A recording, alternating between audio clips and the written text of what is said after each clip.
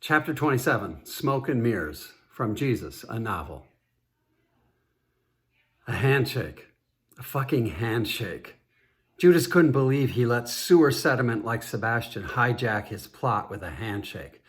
It's not like Judas trusted the symbolism of the grip, but he felt certain that Sebastian's love of money and the ensconced power it represented were more than sufficient for him to forge ahead with the plan. That's how Judas would have played it. All the paintings had been delivered to the basement of a secluded warehouse. Sebastian had the only key. He had spent 2 days dissecting the collection. It was incredible. Mastery he had never witnessed. It enraged him. The paintings were all of people, but what surprised Sebastian was the common ordinariness of the subjects. Beyond ordinary, really. Many had visible flaws. Teeth missing, scars, blindness, crooked noses, just plain unattractive. Why would Jesus choose to devote so much time to recreating and venerating the most average of the species? Yet they were beautiful, unspeakably beautiful. For 2 days, he could barely tear himself away from the canvases. He had scrutinized them under varied lighting, touching them, tracing the brush strokes with his fingertips, hoping to absorb a trace of the inherent genius. Each lifelike painting seemed to judge Sebastian's inanimate works. Each pointed out the inferiority of his efforts. Each revealed a hierarchy of mastery, floodlighting the disparity between virtuosity and run-of-the-mill ineptitude. The ordinariness of his own opuses left his confidence shaken, in shambles. Who had seen these paintings, he thought? Brunel, me, my thugs. Of course, he had done the mental calculations of dollars represented in the room. He had even made several calls, testing the theoretical market for Jesus' work. There was no VIP claiming more godlike celebrity than this novelty named Jesus. It was clear that so much as a hushed whisper of this collection's existence would trigger a worldwide bidding frenzy. Sebastian would be rich, even beyond his current state. Sebastian had picked up the phone several times to put the wheels in motion for a global auction, but he hadn't been able to carry it through. Not only would it give Jesus a whole new platform of credibility, but it would also cast a long artistic shadow on the work of Sebastian. He had given Judas $100,000 to keep him happy and quiet till the sale happened, but he had no intention of splitting the pot 70-30 with the likes of Judas, a disposable bookie with Jesus germs on his hands.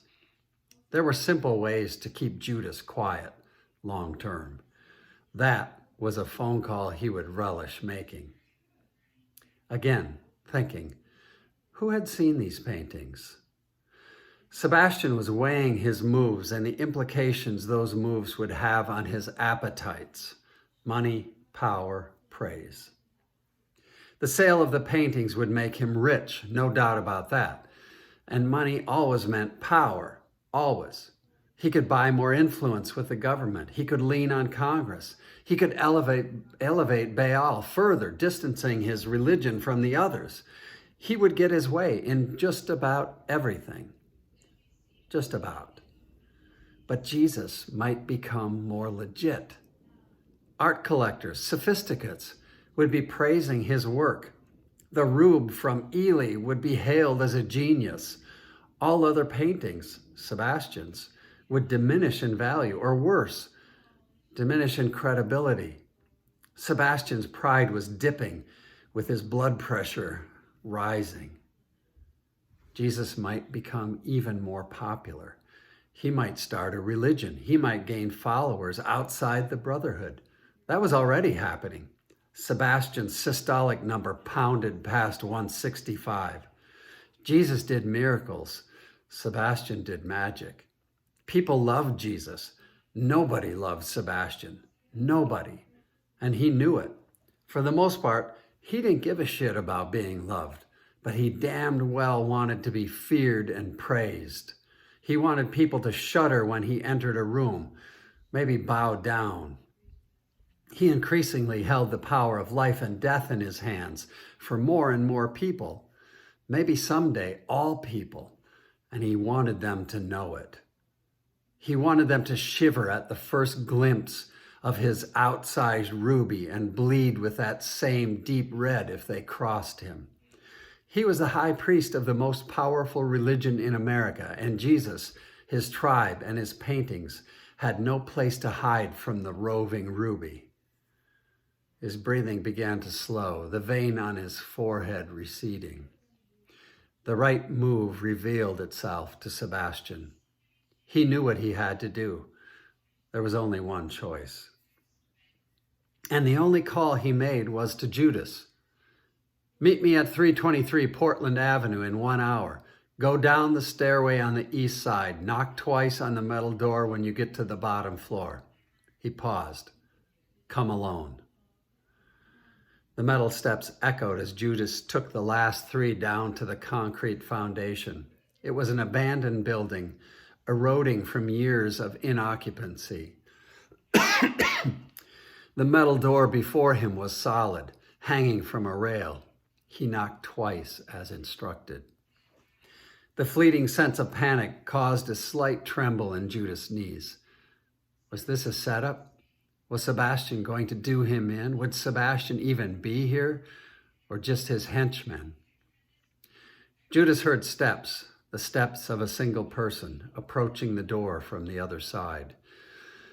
He heard rattling and clanking as if someone freed the chains and padlocks. As the door slid open, Judas was relieved to see that it was Sebastian, only Sebastian. He walked in and the high priest slid the door shut behind them. The sight was rather bizarre. There must have been 100 paintings, all perched on their own easels. Dozens of lights were arranged on stands of all sizes and shapes, pointing at the paintings.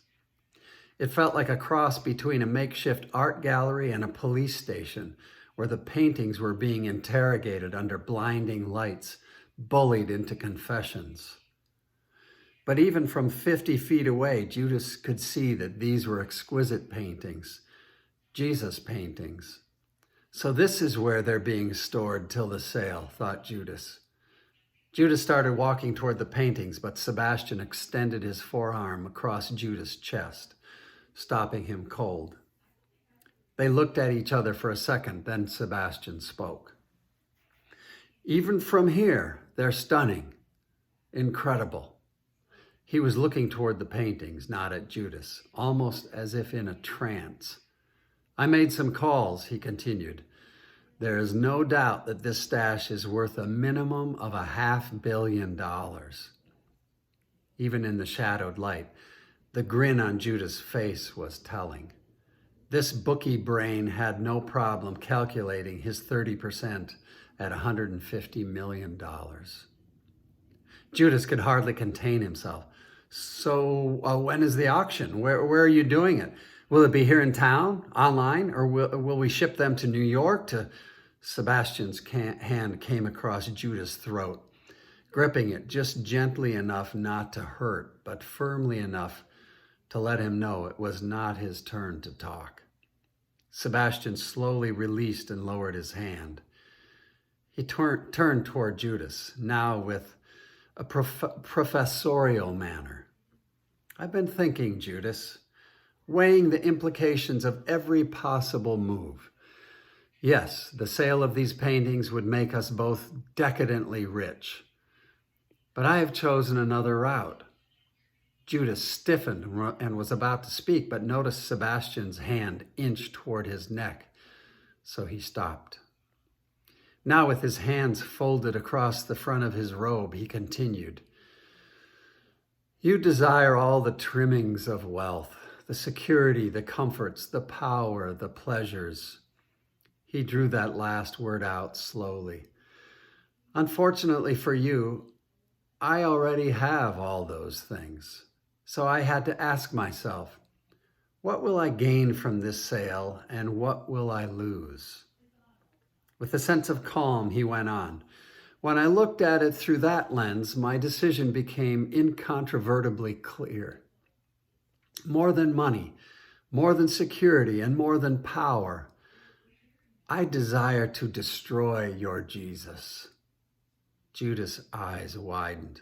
In fact, nothing will give me the same degree of pleasure as annihilating anything and everything remotely connected to your Messiah. His teeth almost ground together as he enunciated that word. Judas, unable to help himself, blurted out, "But what?" The slap came from nowhere, as if shot from a cannon. Sebastian's ruby, following the arc of his arm, swung on its chain, falling up against Sebastian's shoulder. Judas reeled from the sting, but quickly gathered himself, again afraid to speak another word. Continuing, "Nobody knows about these paintings except Brunel, a few thugs, you, and me." His chin now lowered, squinting, eyes just slits as he stared at Judas. "I will take care of Brunel and the thugs, and I can deal with you, if you wish. But I'm prepared to forget about you and the $100,000 in down payment if," he drew out the word, "if you are a good little boy and never speak a word of these paintings to anyone." With a glance towards Sebastian's right hand, Judas tentatively spoke. But Sebastian, you said yourself, these are worth $500 million. You could buy anything you want with $350 million. Hell, you could build a golden cage for Jesus if you want. Sebastian actually smirked at that. Judas continued, "And with my $150 million, I could..." Sebastian's hand made a strong implication toward Judas again, which shut him up in a flash.